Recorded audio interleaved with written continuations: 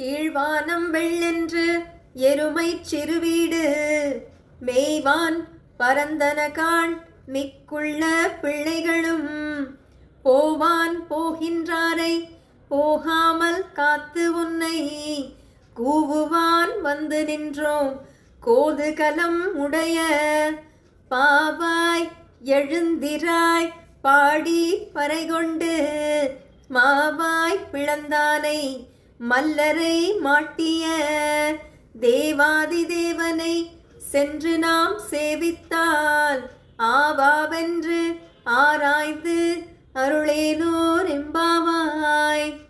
இந்த பாசுரத்தில் ஆண்டாள் விடியலை இன்னும் ரொம்ப அழகாக சொல்கிறான். கிருஷ்ணனை எப்படி பார்க்கணும்னு எல்லாம் சொல்கிறான். கீழ்வானம் வெள்ளென்று எருமை சிறுவீடு மேய்வான் பரந்தனகான்.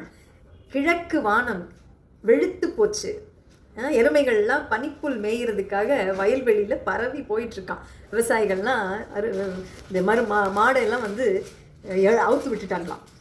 மிக்குள்ள பிள்ளைகளும் போவான் போகின்றாரை போகாமல் காத்து, அதாவது நோன்பு நோக்கிறதுக்காக போகிற மற்ற பொண்ணுங்களை எல்லாம் எல்லாரும் கிளம்பிட்டாங்க. ஆனால் அவங்களெல்லாம் இருங்க இவளையும் கூட்டிகிட்டு போகலாம் அப்படின்னு தடுத்து நிறுத்தி வச்சிருக்கலாம். உன்னை கூவுவான் வந்து நின்றோம் கோதுகலம் உடைய பாவாய் எழுந்திராய். கிருஷ்ணன் மேலே ரொம்ப ஆசை, கோதுகலம் வச்சிருக்கிற பொண்ணே உன்னை அழைச்சிட்டு போகிறதுக்கு தாண்டி நாங்கள்லாம் வெயிட் பண்ணிட்டு இருக்கோம், எழுந்திரடி அப்படின்னு சொல்கிறா.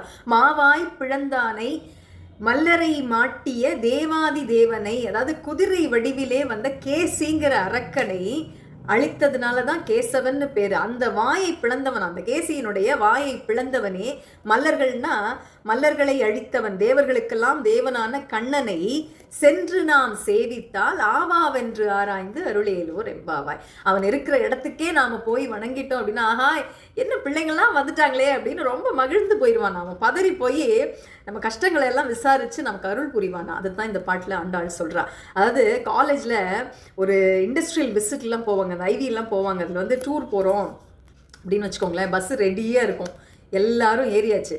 ஒரு முக்கியமான ஃப்ரெண்டு நம்ம கேங் லீடர் மாதிரின்னு வச்சுக்கோங்க, இன்னும் வரல அப்படின்னா மற்ற பசங்கள்லாம் லேட் ஆகிடுச்சடே எல்லாரும் வெயிட் பண்ணுறாங்க, நீ என்னடா நீ மட்டும், நீ தான் இம்பார்ட்டன்ட், நீ வாடா அப்படின்னு சொல்லி வெயிட் பண்ணிவிட்டு வாடா போகலாம் அப்படின்னு கூப்பிடுவோம் இல்லையா. அந்த மாதிரி தான் ஆண்டாள் அந்தந்த தோழிகளை எல்லாம் அழைச்சிட்டு இவளுக்காகவும் வெயிட் பண்ணி கூட்டிகிட்டு போகிறான். அப்படி எல்லாரும் சேர்ந்து போய் பார்த்தா தான் சந்தோஷமா அவனுக்கு. ஆக தனியாய் போய் இறைவனை வழிபடுறதை விட அடிகார்கள் கூட்டத்தோடு சேர்ந்து போய் வழிபட்டா இறைவன் ஆகான்னு உருகி போய் அருள் செய்வானா. அதுதான் இந்த பாசுரத்தோட ஸ்பெஷல்.